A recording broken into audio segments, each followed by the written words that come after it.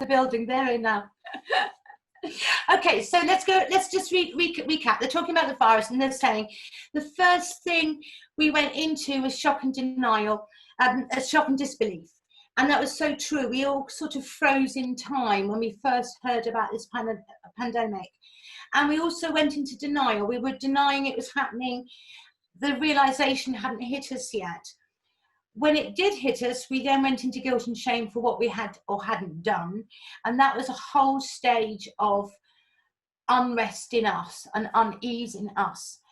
The next stage on from that, within the grief process, and I can't remember the man who originally put these 5 or 7 pointers out, is anger.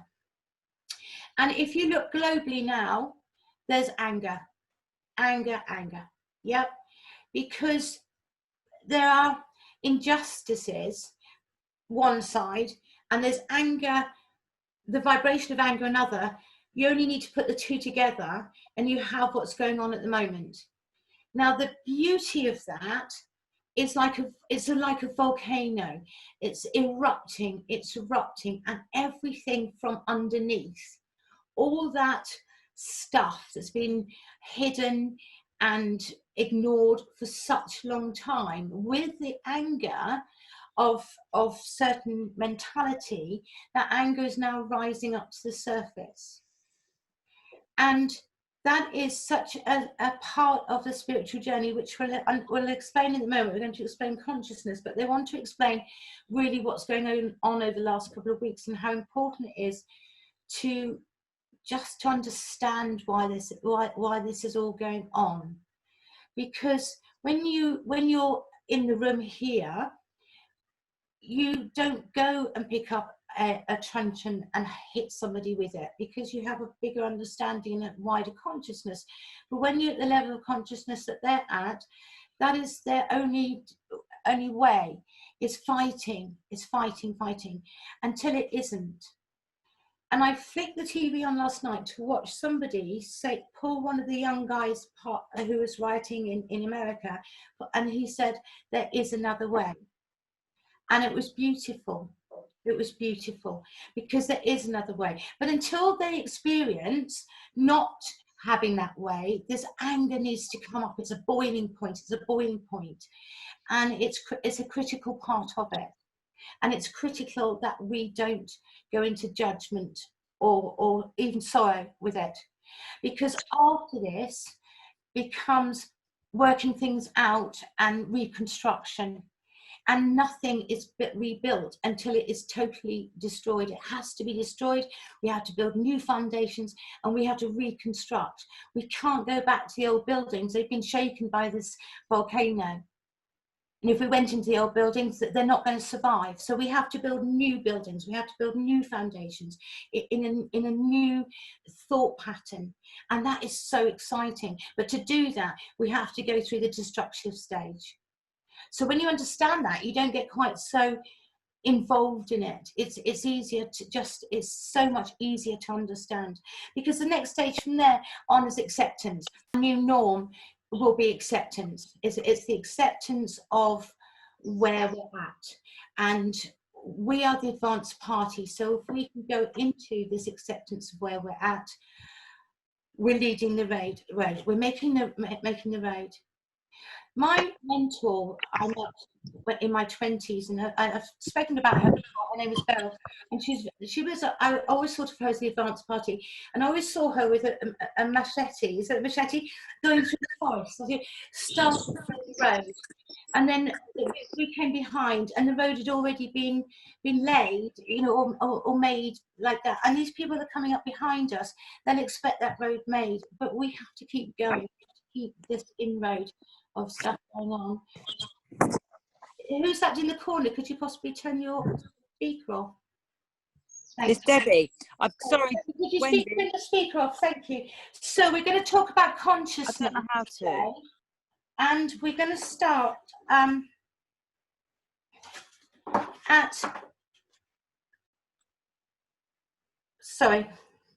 Right, we're going back to consciousness and vibration, because it's two things that we talk about a lot in the spiritual world, is consciousness and vibration. And I'm not sure that everybody understands it.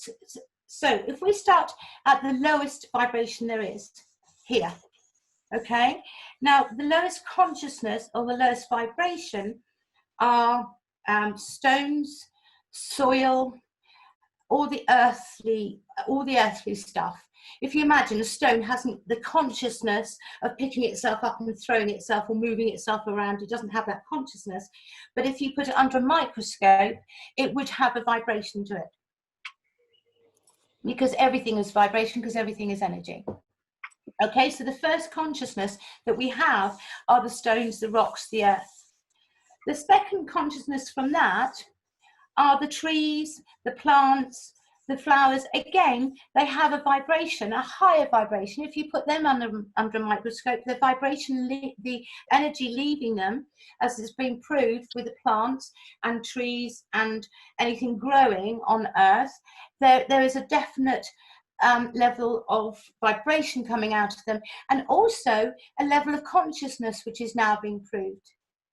So, I mean, Prince Charles was one of the leaders, wasn't he, when he said when you talk to the plants, they have a certain consciousness that understands that kindness, that understanding. So the next level up here, if we go here, are the first levels of movable life. So they would be the consciousness of worms, flies, spiders, individual movable things. Actually, virus. Yes, Tara. Can't hear you, Dan. Sorry, Wendy. I can mute everybody, but I will end up muting you as well. So I'm going to mute everyone so I can take Debbie off. But if you can unmute yourself when I do it. Okay. So I'm going to mute everyone. Rwanda. Is that it? Am I back in? Yes. No, I can't hear you, of course. Okay, so we have stones, we have trees, then we have the worms and the flies and that consciousness then. When we move to the next level of consciousness, and again, if you put those under a microscope, they'd have a faster vibration coming out from these two, yeah? Moving up then to the next level of consciousness, we then have herd mentality. So that includes sheep, cows, particularly fish. You know, that group consciousness of fish where they all shoal together. So it's a herd mentality. There's no separation in it. They work as a group consciousness. That's a herd mentality consciousness. Moving to the next level from there upwards are the intelligent animals. Now this is when the animal becomes self-aware. And I guess you can almost guess what these are. These are the monkeys, the elephants, the orangutans, dogs, all have that self-awareness. If you show them themselves in a mirror, they understand it's them. They can see outside of themselves. The sheep, the cows, the herds don't see outside of themselves. Does that make sense? Just do some nodding occasionally. Yeah. So the herd is a mentality that is quite a strong vibration. If anybody has ever seen a herd of cows or a herd of anything racing, the vibration coming out of them, particularly if it's fear, is huge. But the consciousness, and not to mix that with intellect, but here it kind of just does level up. The intellect and the consciousness are about the same. So here we have, let's say, the elephants, the monkeys, the intelligence of the animal kingdom. We then move into the human consciousness, the start of the human, the interesting one. You see, just turn that around. I just put a human up there. So the human consciousness, when we're born into the consciousness of our society. We're very, very tribal. We are somebody's daughter or son. We're somebody's going on to be somebody's wife, somebody's mother. we're very much governed by the thinking process, from power struggle, from very, very materialistic.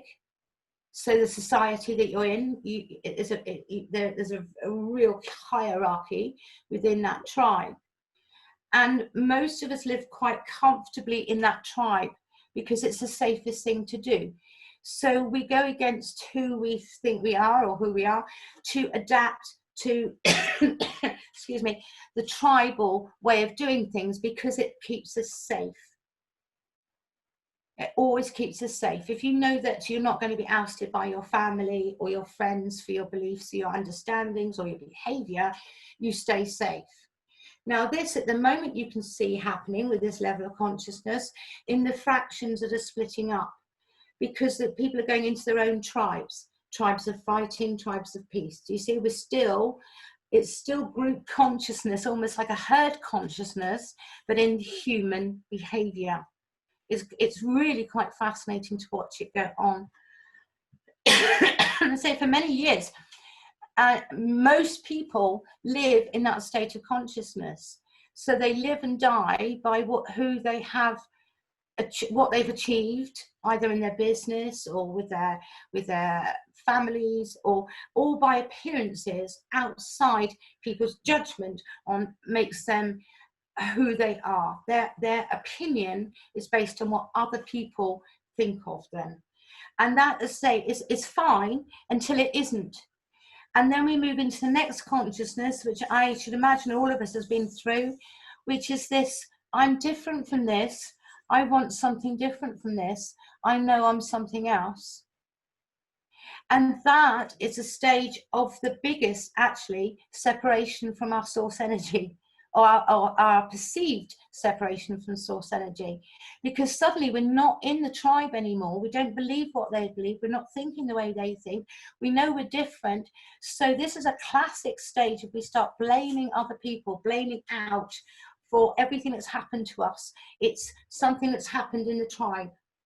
So we've moved out of that consciousness. We don't want to be in with everybody else anymore, but we haven't yet joined a new group of people. So it's very separate. And that is very deeply where people will experience the dark night of the soul. Because once they have finished blaming out, and blaming out and blaming out. So it's your father's fault, your mother's fault, your grandmother's, or whoever's fault it was that you are the way you are now, where you are the way you are now. When that has all exhausted itself, one then moves to the next level of consciousness. And that is self-realization. That is when we become aware that we're not a product of our upbringing. We're not that person other people perceive us to be. There's a much bigger awareness. And that's when we start to turn in on ourselves and start looking at ourselves and recognizing hugely that life is happening for us and not to us. And that's a really, really big step to take in our evolutionary process, because it's so easy to blame other people for the way we are or the situation we're in. How many people are now blaming the government because they are now in poverty, or the virus? Or it's still blaming out. It's still not taking responsibility for self. Even blaming the virus for what's happening. And again, that sounds very harsh, but when you understand the law of attraction, you understand that whatever's happening, it's happening for you to raise your consciousness. And that is just such an important stage in this evolution. Now we're all moving up the emotional level, scale. We're all moving up this vibrational scale. So if you take the vibration of this, where some people are in peace and some people are in anger, this tribal mentality, if you take the two vibrations, they're still in conflict. There's still so much conflict going on. People are fighting for peace. Do you hear the strangeness in that? It really doesn't make sense, does it? Until these very, very angry people understand that that it's easier in life to be peaceful. Nothing's going to change. But also what's going to happen here is the underdogs are gaining strength, and actually what they're fighting for is equality. Whatever that faction is, whether it's an abused person, a black person, a white person with grey hair, ginger hair, doesn't matter. They're fighting for that equality now. They don't want to be better, they don't want more power, but those in power are beginning to lose their power because they're being exposed.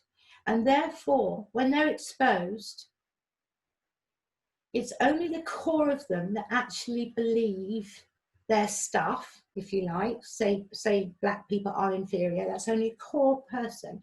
And everybody else has joined that because it's a tribal belief. Now, when those fractions of that core belief understand it's not their belief, they shatter off. And you're left with very little in the middle of it. And that is what will be dissolved. Do you understand? Because these people will only get power from other people feeding them. Religion only got power by people joining that religion and giving their money and their finances and everything else to that religion. So we have this huge, because we have the spiritual awakening, we have this huge divide going on. So we've got people going out carrying truncheons and guns that don't want to be out there. And this is where we need to hold our level of understanding, hold our level of peace. We really, really do. It's so important that we stay in this level of consciousness. Because once you come out of the tribal, and suddenly it doesn't matter what car you drive or what house you live in, your self-opinion, your self-image has reached that stage where that is actually all that's important, is what you think of you. It's huge, that. When you can get to the stage where you say, what other people think of me is none of my business, and it really doesn't matter, you've really elevated. And it can't come from an intellect. It can't come, because that's terribly egotistical. Go, oh, actually, you know what? I'm so brilliant. What other people think of me doesn't matter. It's deeper than that. It's further than that. It's a real understanding that what other people think of you is a reflection of what's going on inside them for their growth and their benefit. And it's fascinating if you trigger somebody else. It becomes fascinating because you recognize you're triggering somebody else. You can look at you can look at your behavior, you can decide who you are in that situation. However, you're not taking that to whatever that person said or done. You immediately say, well, what did that trigger in me? What was that for me? And we will be triggering people. We've done this all the way along. We do trigger people, particularly narcissists, is that the right word? And very, very selfish people, because we continue to be generous and we continue to be kind, because we can't be anything else. We're showing the light on those that aren't in that position. They don't feel like that. So there's a huge power struggle here of people who've always been in power who simply are losing it, because the ones that they've controlled are leaving the building, leaving the place that they are being controlled by. So if you had, for instance, a very controlling partner, husband, wife, who has always had that power over you, or a boss, or even a child, actually, children can be in this position too. But if they always had that control and power over you through fear-based lack or whatever that was, suddenly you've moved out of their vicinity over here somewhere. They can no longer, it's like unplugging the lamp. You've been feeding them their power to shine use their power here, and you're moving away from it. And again, it's not through intellect, it's through just this knowing that they have no more power over you anymore. And there'll be a lot of people doing that, having separated from a boss or being in a situation where things have really, really pushed to a head, this decision making is going to go on. And so this is, and the spiritual awakening of, oh wow, so what's next? And what will be fascinating is this, it'll be the law of attraction that suddenly will take an explosion.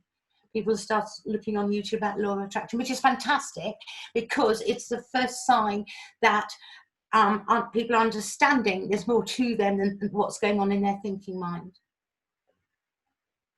We have to be vigilant now that we are not pulled into this lower vibrational stuff at all,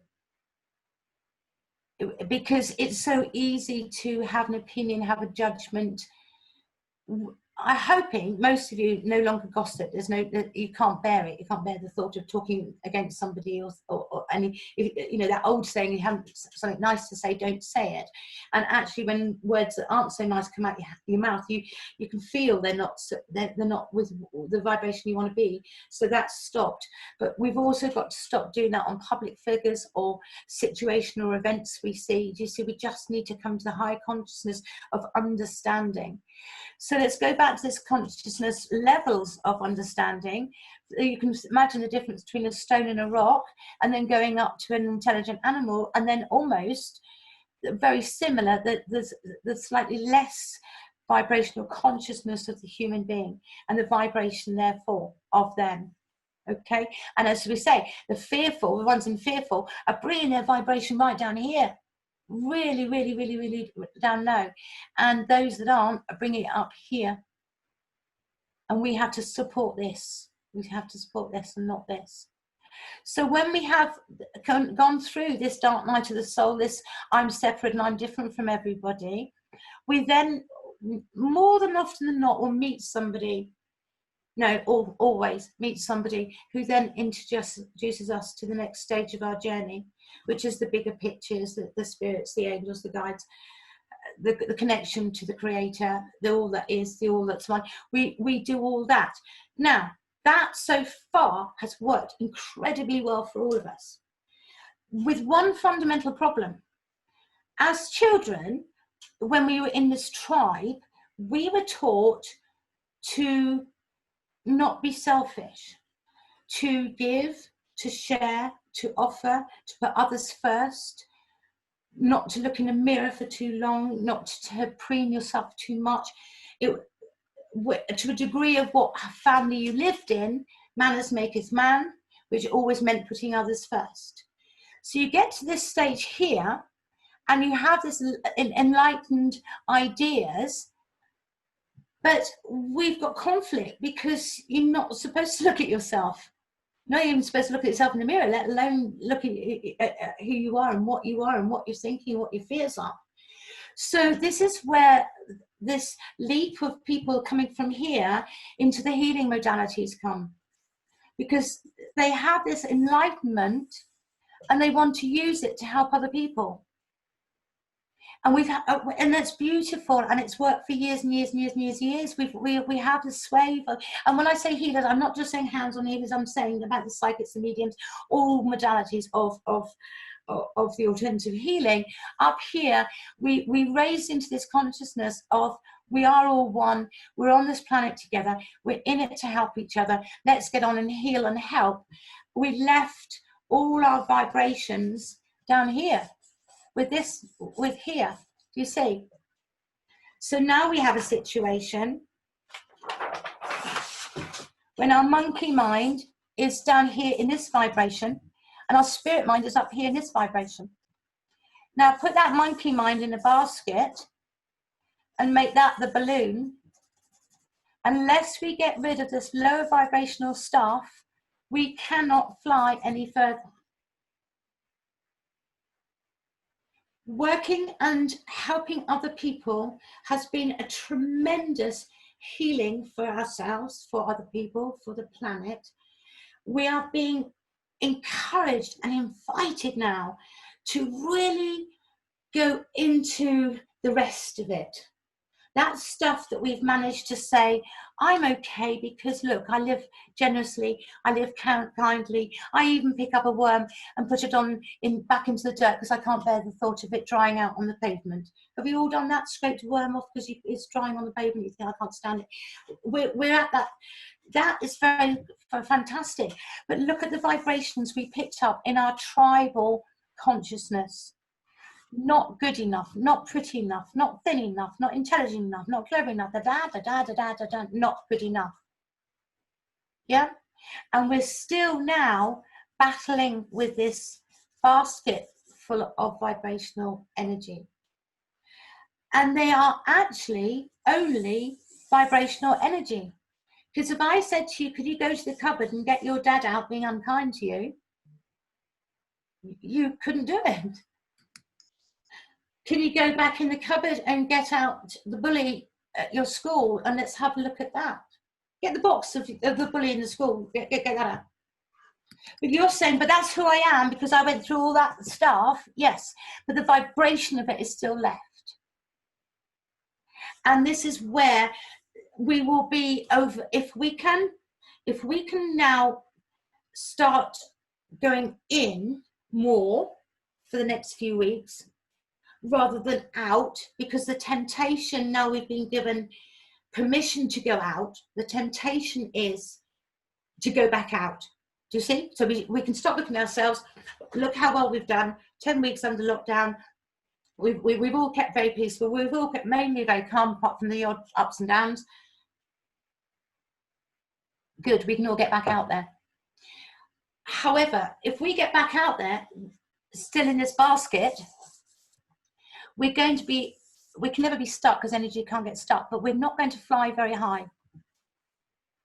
So over the next few weeks, rather than look out and decide what other people are telling you can and can't do, judging what other people are and aren't doing, really this is for those that want to, because it's all choice, those that want to move more into different vibration. Now, these aren't good or bad. Please don't get me wrong. This isn't black and white as such.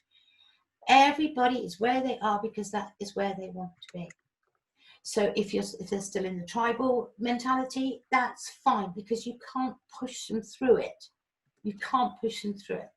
But there's no hiding from ourselves. So if you look globally, all the dark energy is coming to light. On a micro level, that's exactly what's happening within us. And our subconscious mind, which has been in charge, the monkey mind has been in charge for such a long time, is going to absolutely grab on anything outside that it can keep you busy in this basket. It will hook you in. Much better to come back in here and say, right, what do I choose to do? Not what am I allowed to do, not what other people suggest I do, but what feels right to do. Because the monkey mind will say, right, we can go shopping now, we can go to the garden centre now, we can do this now, right, we can stop looking at us now, we can get back out there. And those healers that are ready to get back on the massage, get back on the actual hands-on healing, are all saying, right, I'm ready now to go back and help. But can you see the flaw in that? The fact we're so keen to get back out there and help is a real short indication that our subconscious mind has gone as far as it wants to, letting go of any of this stuff in this basket. Because most of us have actually taken out all the sandbags in the basket, but we've still got these little ropes hanging down here. Now we might have cut, but there's one little rope here, and we still can't fly, and we don't know why we can't fly. But our subconscious mind is so good at not allowing us to look at this stuff that it will keep us busy now, because the outside world is doing exactly that. It's getting busy. It's getting busier. And it's a really good time for our subconscious mind to say, right, I've had enough now. I've had enough of this self-exploring. I've had enough of going through the anguish and pain that I've had to go through yet again. But this is different this time. We're moving into mastership. Now, this is when I think we can really claim mastership, is that when we accept that we still have all this and it's okay, but it's fascinating. So we can say to the subconscious mind, let's have a look at that. Let's have a look and see if we can cut off this not enoughness here, this not enoughness here, this not enoughness because my bum's too big, this not enoughness because I didn't get those O levels. Because something as simple as that, something as simple as somebody telling you you're stupid because you didn't pass your exams, you could be the most successful person in the world now, but you would still be carrying that energy. So it's not true, but your body still has these balls of energy that say it is true. That this next 10 days, when the world is actually going to appear to go crazy, the same will be happening inside you. And everything in your subconscious mind, which is your guard dog, it's the programming, it's where you think your solutions lie. Everything in there is going to be trying to work out what to do next. The hiccup with the subconscious mind on what to do next is that it's all old programming. So when we're trying to think about what to do next, we're basing it on the data that we've put into the subconscious mind, and it's all out of date. Subconscious mind data is all out of date. So we have problem looking for solution, problem looking for solution. Now, if we look at this as a challenge and we look at the light in the challenge, look at the difference of that. You feel the difference? Because the solution is no longer, it's an old computer system. It no longer has up-to-date information. We need to trust that this is the next stage that we can go. And we can only do that when we completely and utterly go into trust. Because otherwise we get so easily pulled into here. The main thing at the moment is financial, because it is the gut instinct in our lives right now is financial. Do I have enough money? I don't have enough money. For most people, I'm not saying it's for everybody, but for a lot of people, the power struggle from the lower vibrational people here, the power struggle will be about the money. Do we have a job? Do I have my maintenance? Do I have whatever that situation is? So we then we think we have to find a solution from the old box and hold on to this string tight. But when you trust, if that is no longer forthcoming, so you lose your job or you lose the maintenance, and I'm only saying that because actually I've had 3 clients this week who've said that their husbands have stopped paying maintenance for some reason or other, or stopped payment of something. And I think, well, that's really interesting, because they're fighting for their power. It's a really interesting way of doing it, isn't it? I'm losing power. Right, the way I can gather power is to stop your money. Now, when I stop your money, you go into fear, and then you come back and give me power again. And in the old days, we would have done, because we would have gone out and talked to a friend about it and how awful it was and all that. When you've moved into trust, you say, I'm so glad you've cut that off, because I trust it's coming in from somewhere else and I don't need you at all. You say that to your employer, you know what, those days are gone. Those days of keeping you at £7.49 per hour, I'm worth more than that now. Because not only do you know you're worth more than that, but you absolutely have trust that the universe is bringing something in. And that's the exciting thing, because the universe cannot bring it in until you let something go. One of the laws of the universe, which I thought we might cover over the next couple of weeks, if anybody's interested, is coming back to the actual laws of the universe that are indisputable. I won't even try it. So here we are now in a power situation where it doesn't matter if it's a politician or a religion, they're all attempting to get their power back in whatever the weak spot of the person in the basket is. And they will go for your weak spot. Therefore, if you said, you know what, without that person, doing whatever they're doing. I know that I would survive because I always do. And I know that something will take care of me because it always does. Can you feel how then you go, wow, yeah, actually, that's quite exciting. I wonder how that will come in. I know I will pay my mortgage and my rent, I know that. And it's only the lack mentality of the tribe and the group consciousness that says we can only be here. Once you go into the spirit of things, literally, you enter the spirit of things, you become one with your next vibrational consciousness, and you work as a pair here, or as a group here. And life becomes really exciting because it no longer depends on one person or one company or one anything that we've attached ourselves to. Do you see? So there's unattachment so that we can re-merge with ourselves.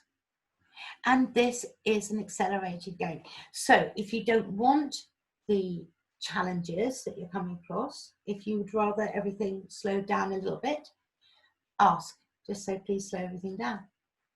If you are at a stage where each challenge that comes up becomes incredibly interesting to you because it's triggered a reaction. You see, a reaction is natural. Anger is a natural response. We need it. If we were just about to be attacked, we need that anger. We need that response. What we do not need is to carry it on. We don't need to be angry for 4 days. We don't even need to be angry for 1 minute. The moment you realize your response was anger and you're not in danger and you're not about to die, you can get everything to stand down. What we tend to do is almost feed ourselves on that anger, because we suddenly our anger is ignited, and the brain starts the thinking process, and it builds it up and keeps it going, and another thing and another thing. Before you know it, you're just a ball of anger for a little while. When you can just get it that was your body and your mind's response, and now you can look at it from a different point of view, and you're choosing not to carry it on. And you're not doing it from an intellectual point of view. You're doing it because you recognize there's no danger. You know, when something makes you jump and you recognize it was just the cat banging the door or something, you think, oh, that was so silly. Oh, she nearly gave me a heart attack. She just jumped down. Whatever that was, but you're immediately telling yourself to stand down because there was no danger. If we can do that on every single negative emotion that is pulled up in us, doesn't that become exciting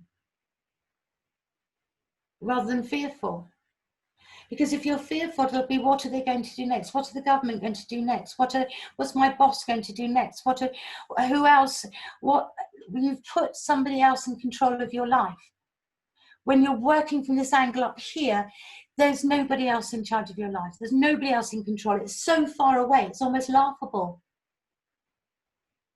But we are so used to having this lack mentality and giving our power to whoever we needed to give it to, that this breakaway is when you move from here into trust. Oh, wow. You mean I can just break away from that person and say cheerio to that company and leave that religion and not join that yoga group? Or, yeah, you can. You can do all that. Because before we'd say, well, what would so-and-so say if I don't really like that yoga group anymore, but what would so-and-so say if I left that? I'll be the talk of the bit. Now it doesn't matter. Now you say, well, I'm happy with that. I just do my own thing.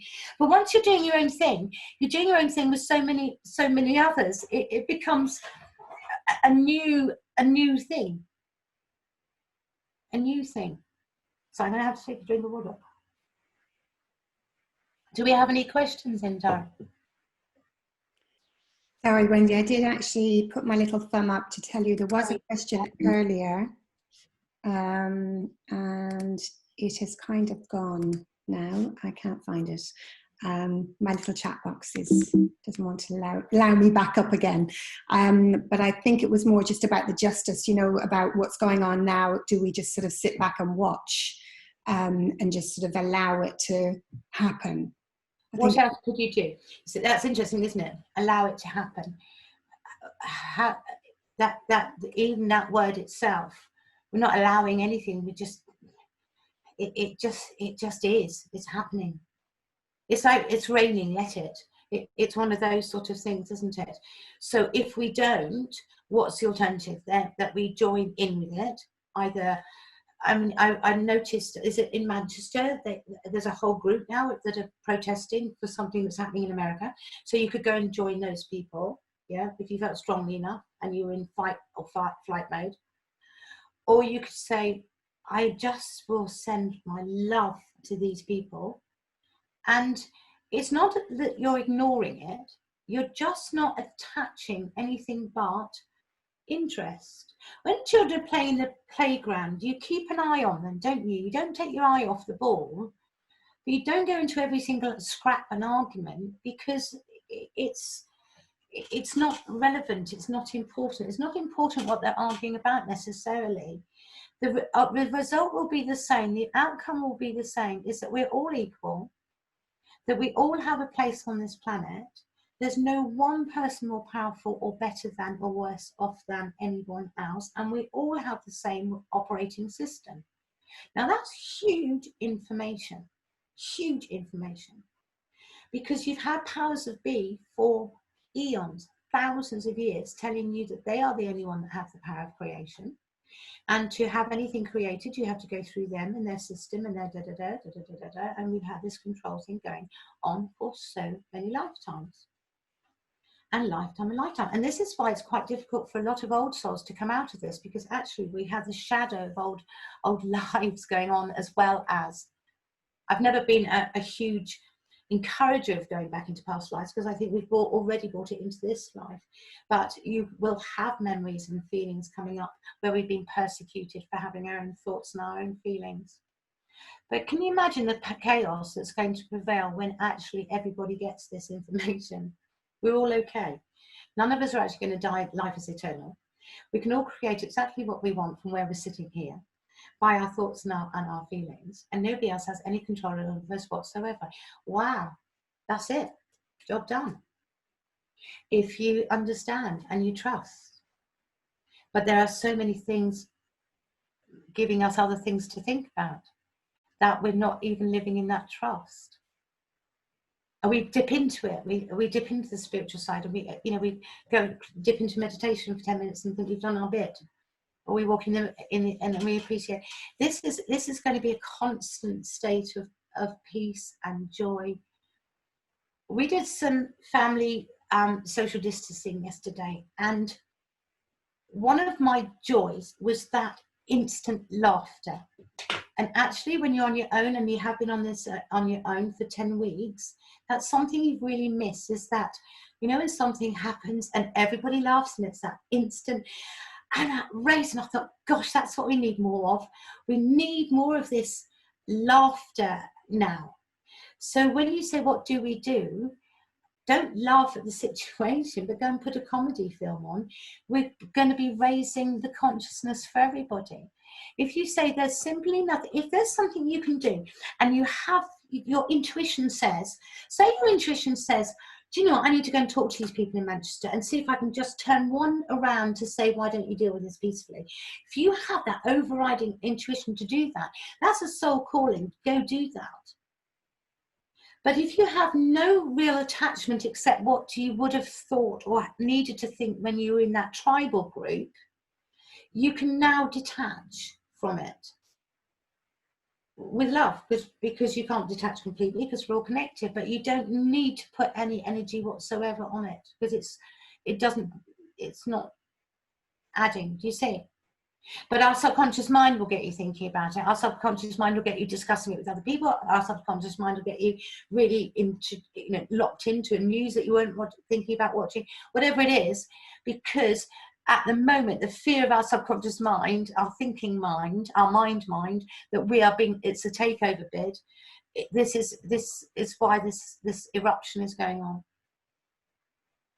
When you're aware of what you're thinking, and you're aware that you're the awareness of what you're thinking, you can very much then decide what you're going to be thinking about. And that's when you have that huge turnover, because if someone does you wrong down here, you can go from here to here and say, well, that's interesting. What do I feel, and where can I go with that? Well, I can let go of all the feelings of rejection I've ever had, because this person's just triggered me to feel that. I can let go of all the feelings of lack, because that person's just brought up that feeling of lack.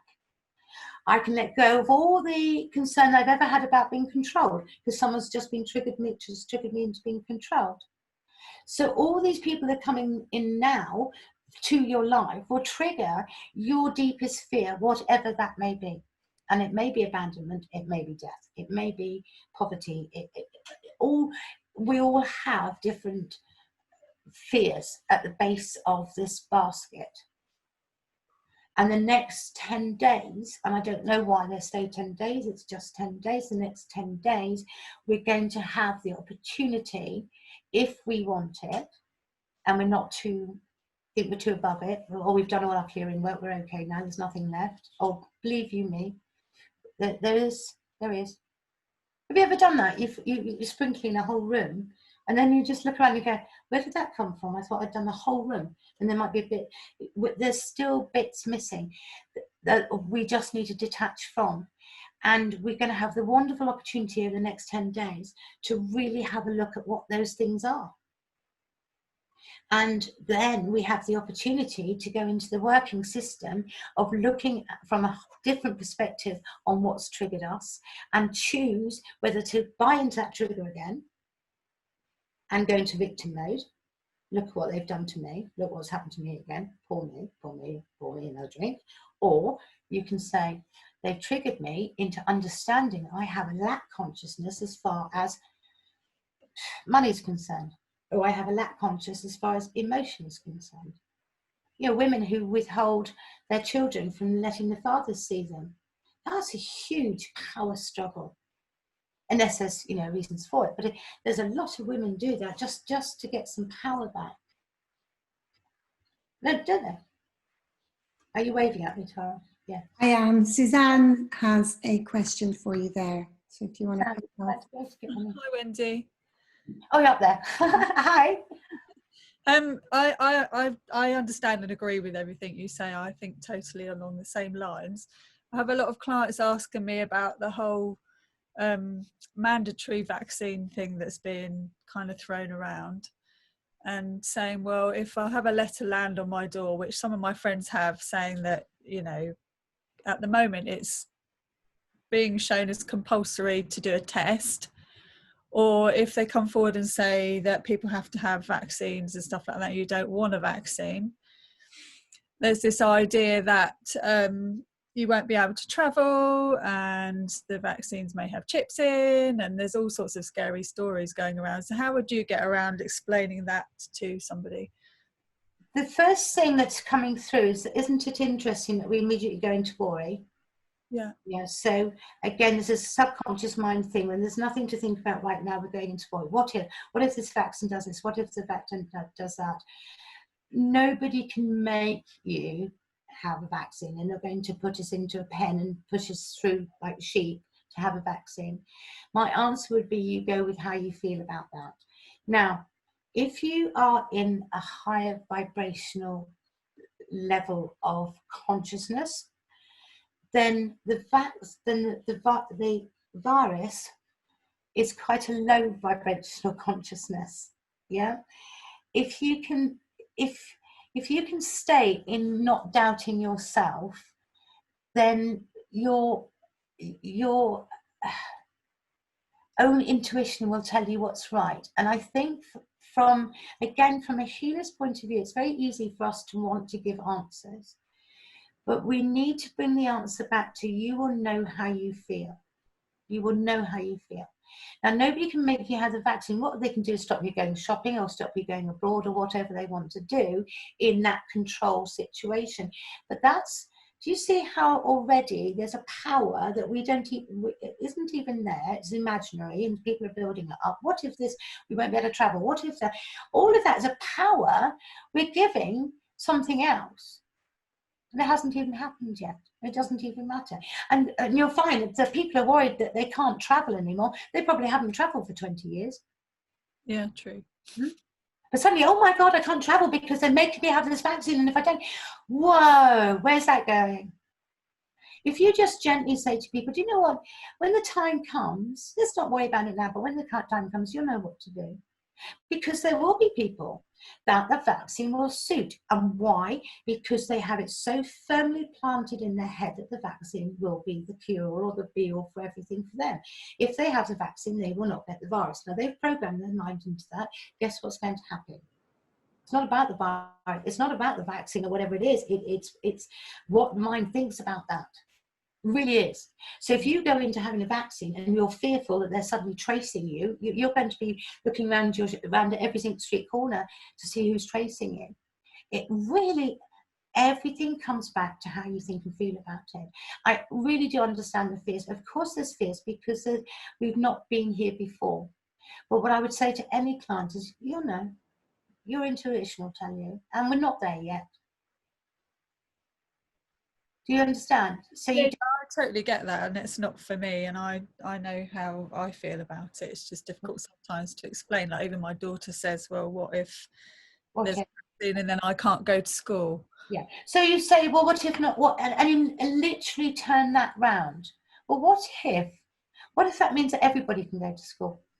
What if, yeah? Or you allow, particularly with children, allow them to face that fear. Well, what would happen if they don't let you go to school? Well, I wouldn't see my friends. Well, that actually isn't true, because if you don't go to school, we'd be homeschooling somewhere and you really see your friends after school at the weekend. So you actually face the fear and you go right into where that seat of that fear is. Same with your clients, if you wanted to take them. What's your real fear? What's at the bottom of that fear? What's the seed? What's the creation of it? Because unless we get to the root of that fear, it will just grow with something else. So it'll be the vaccine this year, and next year it'll be something else, and next year it'll be something else. Do you see? It's what it's doing is raising fears. So you can say to your client or your daughters or your sons, what's your worst fear that happens? And then what happens after that? So for a child, it's quite simple, but I won't see my friends. If I don't go to school, I don't see my friends. And everything changes. And of course, we don't like change because our subconscious mind likes to keep everything the way it is. So by allowing them to express their fears, not necessarily putting a positive spin on it, but just allowing them to face their fears and going to the end of it. Because the end, I've always found, if you follow a fear right the way through, I haven't any money this month, and that means I can't pay my mortgage, which means I might lose my house, and then I won't be able to feed myself, and then I'll be out in the streets, and then I'll starve, and then I'll die. And if you follow any fear, it goes back to that death fear. And then you say to them, well, is that true that you're going to die if you don't go to school? No. So you work through their fears. And the same, really important, the same with our own minds. Again, don't dismiss it, but just say, right, what are you frightened of right now? What in this room is fearful? Why are you sitting there worrying about something that has or hasn't happened? Because that is the only thing the mind can do, because it's an information center. So it can't sit in the now, because there's no information in the now as it thinks. So it's going to think forward and it's going to think back. Yeah. You think about it. When you're thinking, you're either thinking about what's happening next, or you're thinking about what's happened before, yesterday, or whatever. Very rarely, unless we're in meditation, do we stop and be in the now, in the moment. And that is really scary to our subconscious mind. And it's really scary to the people that are in that tribe mentality. Really scary to that tribe mentality. Because everything's based on fear, and what's the worst that can happen? The worst that can happen is being put to death. We can work out of this, work out of it. Yeah. Fascinating, isn't it? It is, yeah. It is. And the other thing I always say to clients is turn the news off. Because the news is it's very true. However, what they will be feeling is denial. okay, how much more beneficial would it be to say, well, watch the news and keep an eye on what you're feeling about it. What's that bringing up on you? Oh, that's bringing up sadness. Why is that bringing up sadness? Because that reminds me of the time my kitten died. Oh, that's bringing up anger. Why? Because that's so unfair. So you can use it as a mirror. When you're in this mentality of tribal, everything is you and you are everything because you're in the thinking mind. It's all happening here. Do you see? Yeah. Whereas when you are aware that this is what you're thinking, when you're watching something, the news, and it triggers a reaction because it's only an action that you're doing over and over again to the same sort of situation or vibration or stuff that's going on, you can stop and go, that's an interesting reaction. What caused that? Do I need it? Can I let it go? And that's the sort of thing that they're saying is going to happen over the next 10 days, whether it's the television or whether it's somebody walking down the street or whatever. And that fear, and because it normally is fear, something comes up and you say, well, that's an interesting moment. Why? Do I need that fear now? Is that something? It's like having a whole set of an alarm system that you've had for all your life and it's all on standby and you can go, no, I can unplug that. I don't need that anymore. I don't need to be frightened of that person anymore. I don't need to be frightened of that anymore. And you're literally unplugging every single fear that you possibly have, because without those fears, we can fly. Yeah. Right. And then for the advanced parties, those that have already done so much hard work, these fears that are emerging really are the residue.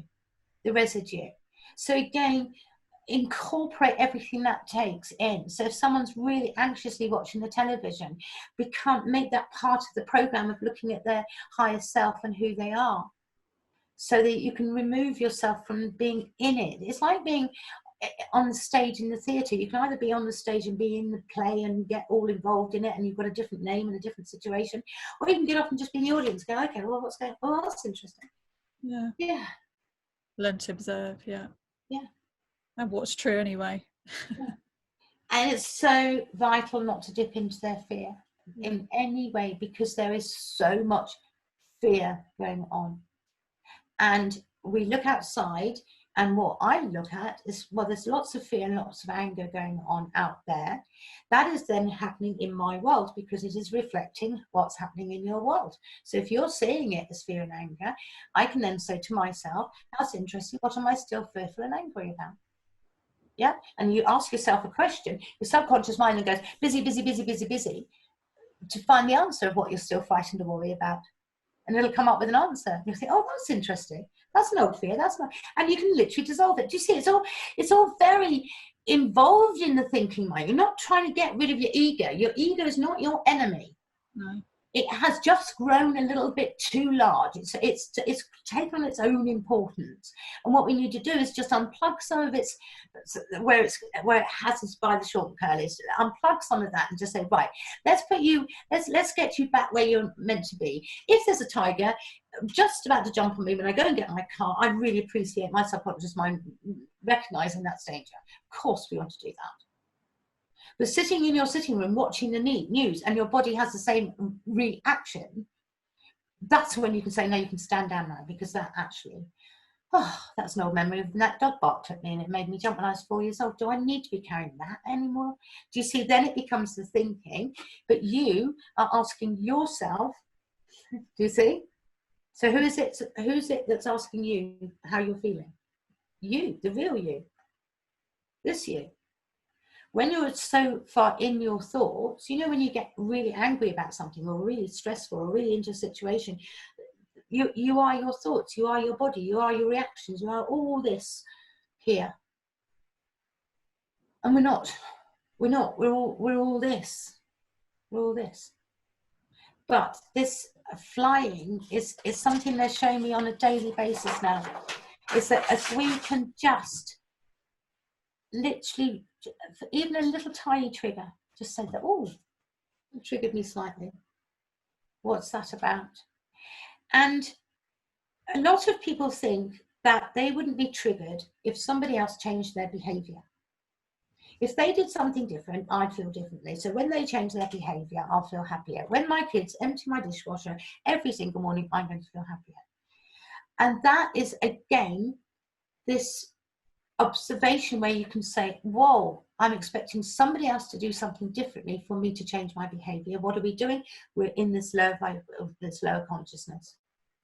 Whereas if you can say, I accept those people, those children, that whatever it is that's going on, I accept them for whatever they're doing. And if you cannot accept those people or those whatever's been going on, leave. So you're no longer trying to change. So you either love it just for what it is, or you leave it. But this conflict of trying to change something, situation, somewhere. Tara, we've got a hand up there.